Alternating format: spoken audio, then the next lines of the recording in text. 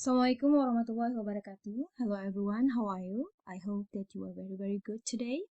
Our topic today is stated details ya. Jadi stated details ini adalah jenis pertanyaan dalam reading comprehension. My name is Nining Isniani. Well, let's start. What is stated detail or factual question or restatement? Jadi namanya bisa stated detail, factual question, atau restatement. Nah, karena dia stated detail, it asks us to find details based on the passage. Dia menanyakan atau menyuruh kita untuk menemukan detail-detail atau rincian berdasarkan bacaan. That's why the name is stated detail. And then it restates what is expressed in the text. Jadi dia mengekspresikan atau menyatakan ulang apa yang diekspresikan dalam sebuah teks. Ya, makanya nama lainnya adalah restatement. Then answer can be found directly from the text. Jawabannya bisa langsung ditemukan dalam teks. Jadi ini termasuk tidak susah lah ya, tidak terlalu sulit. Although it may be stated differently. Walaupun dia dinyatakan secara berbeda. Ya kalau sama namanya bukan pertanyaan ya, jawabannya namanya bukan tes. Well, apa yang dia tanyakan? It asks about the facts. Dia nanyanya hal-hal seperti what, ya, fakta-fakta what, apa, who, siapa pelakunya ya, where, di mana lokasinya, when, kapan waktunya, why, alasannya kenapa, and how, bagaimana caranya. Okay. The sample questions. These are some question examples. According to the passage, why blah blah blah. According to the author, what blah blah blah. It is stated in the passage that. Jadi dia biasanya ada kata-kata according to the passage atau it is stated in the passage karena memang pertanyaan-pertanyaan yang ditanyakan itu adalah berdasarkan dari teks. Ya. Passage juga bacaan artinya ya. Or which of the following is true? Nah, dia nanyain true juga, yang benar yang menurut bacaan yang mana. Nah, here are some tips for you. Ada beberapa tips. Saya kasih 2 aja ya. Oke, apabila di main idea, jadi jenis pertanyaan dalam reading comprehension itu yang pertama kan main idea ya, selalu ditanyakan biasanya di baris pertanyaan awal. Kalau dalam main idea, kita diminta untuk mengambil inti dari paragraf atau keseluruhan paragraf. Pada pertanyaan stated details ini, kita diminta untuk memperhatikan informasi yang ada dalam bacaan. Kemudian, menggunakan teknik scanning yang berguna untuk mencari beberapa informasi dalam bacaan secepat mungkin. Apa itu scanning? Scanning itu adalah baca cepat untuk mencari kata-kata atau informasi tertentu di bacaan. Kan ada skimming, ada scanning. You've heard it already maybe ya. Jadi kalau skimming itu kita baca cepat untuk cari tahu ide pokok. Jadi cari tahu bacaan itu tentang apa sih? Nah, itu kita skimming. Tapi kalau scanning kita memang fokusnya ke kata-kata tertentu atau informasi tertentu aja, specific information ya. Untuk mencari memenuhi keingintahuan kita. Bukan keingintahuan kita, tapi sesuai dengan pertanyaan ya. What are the strategies then to answer this kind of question? Baca soal terlebih dahulu untuk menemukan kata kunci atau detail informasi.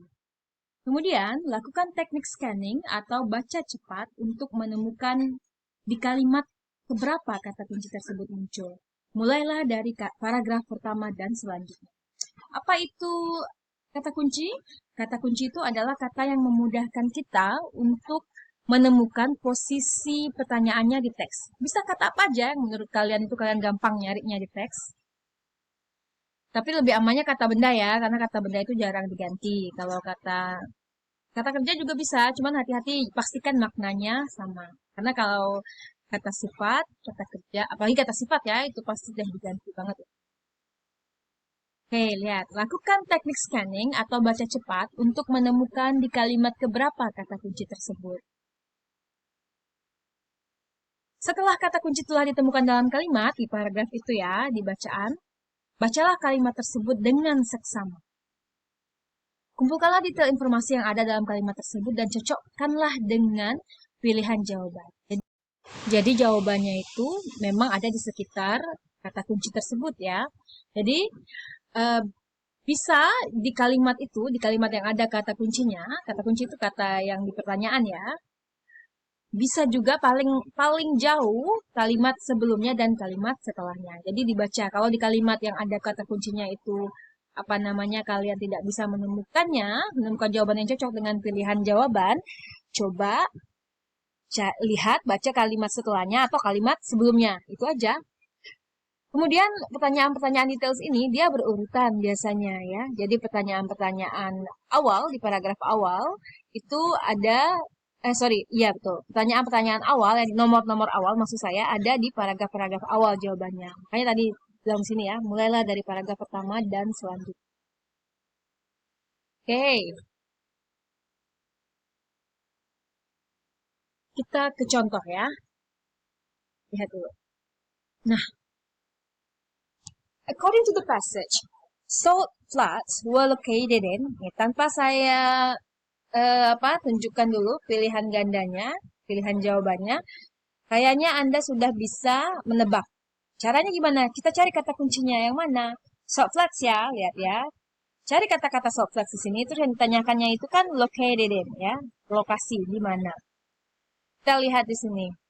Ada salt flats nggak? Belum ada ya, lengkap ya, ada flatsnya. Kemudian ini salt aja, sedangkan kita mau cari salt flats. Ini salt road ya. Nah, ini salt crystals. Nah, ini dia salt flats ya, salt flats. Nah, itu kan tanda lokasi ya. Nah, sekarang pasti you know what's the answer. Okay. Rome, Tiber, Ostia, Salaria, which one? Of course, I think you have answered it. C ya, Charlie. Ostia. Sudah jelas di sini ya. Bukan agak mudah nih. How about this? Bisa nggak? Nah, kita lihat pertanyaannya. Classical music. Dia bilang according to the passage, classical music. Nah, ini kan cuma classical music aja ya yang ditulis. Berarti kita cari aja langsung informasi yang berhubungan dengan classical music. Cari kalimat awal dulu ada nggak? Ah, ini ada ya, classical music of the 18th century. Cari kalimat yang ada 18th century-nya. Jawabannya ada nggak? Ada nih ya. Oh, enggak. Beda nggak? 19th century was popular in the 19th century. Di sini the 18th classical music of the 18th century. Cocok nggak? Nggak cocok ya. Karena 19 ini belongs to romantic music.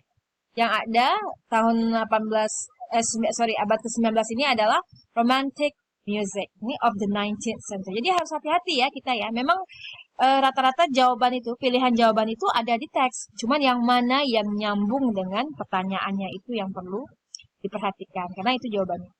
Kita cari lagi kalau nggak ada di sini, kita cari classical music berikutnya. Ini ada ya, classical music was primarily concerned with strict form and style. Kita cari kata-kata strict. Kalau strict ini kata sifat ya, like I said before.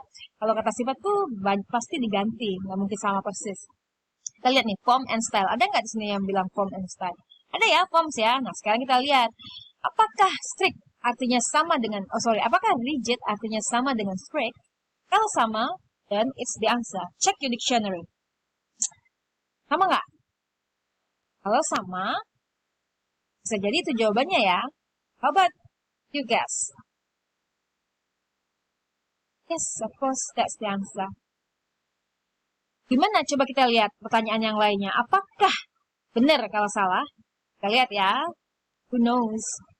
Expresses feelings and thoughts. Ada nggak kata-kata di sini? Kita nguji aja nih, apakah jawabannya salah atau enggak. Ini ada ya, express feelings and thoughts. Siapa subjeknya? Romantic composers. Ya, dia ngomongin romantic composers. Sedangkan yang ditanya classical music. Jadi beda subjek ya. Kalau informasi itu beda subjek pasti beda ya, bukan apa namanya nggak nyambung istilahnya ya. Nggak ya, bukan classical music. How about this? The last one. It's less structure than romantic music. Cari kata less structure. Kita mau pastiin aja benar atau salah. Di less structure. Siapa lihat subjeknya ya? Their music was less structured. Musik mereka kurang struktur, ini benar kan ya? Tapi subjeknya siapa? Classical music. Apakah dia classical music? Their music itu, their itu kan pronoun ya, kata ganti.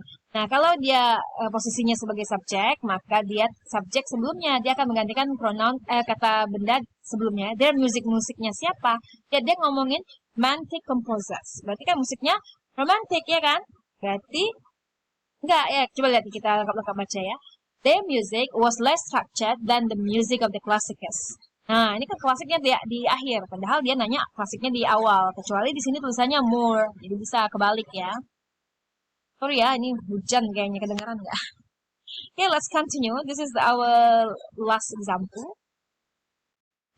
Okay, um, can you guess what the answer is? Lihat ya. The passage indicates that Franklin had, kita cari dong kata Franklin. Sini kayaknya banyak Franklin ya. Kita lihat juga pilihan jawabannya. Jika ada kesamaan dalam bagian-bagiannya, ini ada bagian-bagian yang sama persis ya. Good ideas. Jadi kita cari aja good ideas di sini ya, yang ada Franklin. Ini kan ada Franklin's. One of Franklin's good ideas, and he had many good ideas. Jadi kayaknya Anda udah bisa tebak dong jawabannya. Ayo tebak sebelum saya bahas. Kira-kira apa jawaban? Benar nggak? 1, 2, 3. Yes. Benar? Ya, mudah-mudahan benar ya. Sekarang kita bahas. Dia numbers good ideas. Kenapa? Ini kan clue-nya many good ideas. Kita lihat satu-satu. No good ideas. Ya nggak, ada kan, nggak mungkin nggak ada ide, karena dia nih one of Franklin's good ideas, salah satu dari ide bagusnya Franklin. Salah ya, nggak mungkin nggak ada. Yang B, no good idea. Nggak ada. Sorry, one good idea. Di sini beda ya, one of dengan one aja itu beda ya. Kalau one itu memang cuma satu ya. Kalau one of salah satu dari, nggak mungkin dari yang satu dong ya. Jadi nggak mungkin idenya cuma satu. One of salah satu dari itu pasti dari yang beberapa atau yang banyak. Jadi yang memungkinkan adalah jawaban C or D. But have a look at the next clause ya. Lihat kalimat berikutnya. And he had many good ideas. Dia punya banyak. Nah, yang mana yang artinya banyak di sini? Kalau Anda sudah tahu arti few, sering kayaknya ya, few itu artinya beberapa. Berapa kan pasti nggak banyak ya. Jadi pasti bukan itu jawabannya. Andai pun Anda tidak tahu arti kata numerous, kalau tahu arti kata few, must have guessed the answer. Numerous artinya many, banyak. Jadi sama ya. Jadi jawabannya pasti delta. Okay, I think that's all the material for today ya, for this time I mean. See you next time.